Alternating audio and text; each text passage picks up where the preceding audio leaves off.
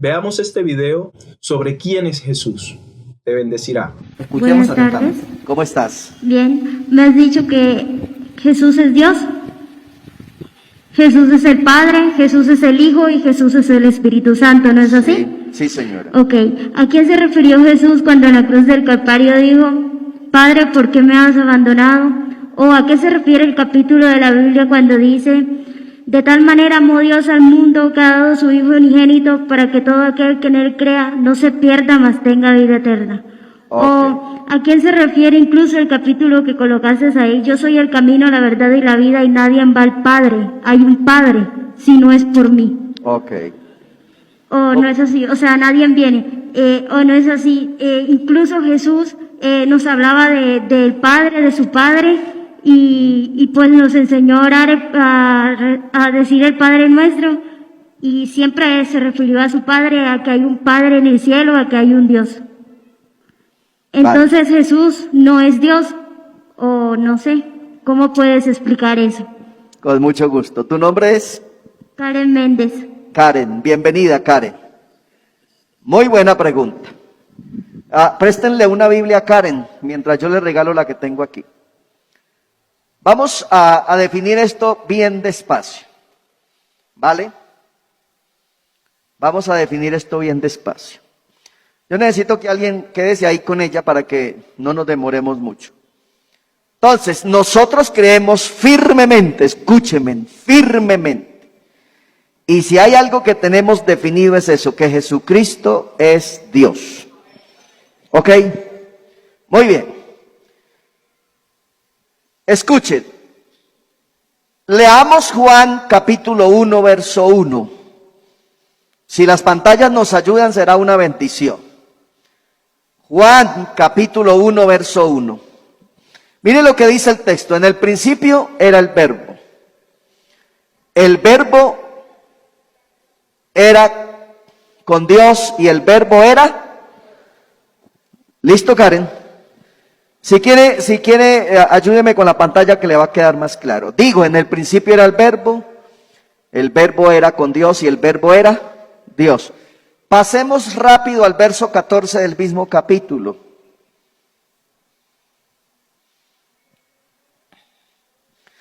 Y aquel verbo fue hecho carne y habitó entre nosotros y vimos su gloria. Karen, ¿quién se hizo carne? ¿Quién se hizo carne? Dios. Entonces Jesús es. Bueno.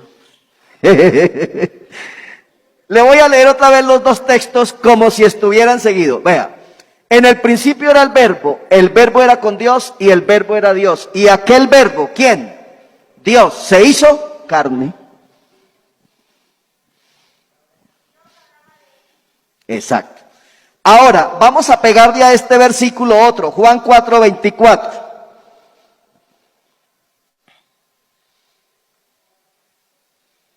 Juan 4:24. ¿Lo tiene? ¿Qué dice Juan 4:24? Dios es espíritu, y los que adoran en espíritu y en verdad deben adorarle. Entonces, ¿Dios qué es? O sea, no se ve, no se toca, ni tiene forma. Ok, Dios es espíritu. Vamos a buscarle el Padre a Jesús, ¿les parece? Vamos a buscarle el Padre a Jesús. Vamos a Mateo capítulo 1. Amén. Mateo capítulo 1. El verso 18 les voy a leer bien detenidamente. El nacimiento de Jesucristo fue así. ¿De quién vamos a hablar? De Jesucristo. El nacimiento de Jesús fue así. Estando desposada María, su madre, con José, antes que ellos se juntasen, o sea, que tuvieran relaciones, se halló que había concebido ¿de quién? ¿Quién es el Espíritu Santo? Lo acabamos de leer en Juan 4:24. Dios es espíritu. Se halló que había concebido, o sea, estaba embarazada ¿de quién? Del Espíritu Santo. Así que, ¿quién es el papá de Jesucristo? Dios. ¿Y quién es Dios? El Espíritu Santo. ¿Y quién se hizo carne? Dios.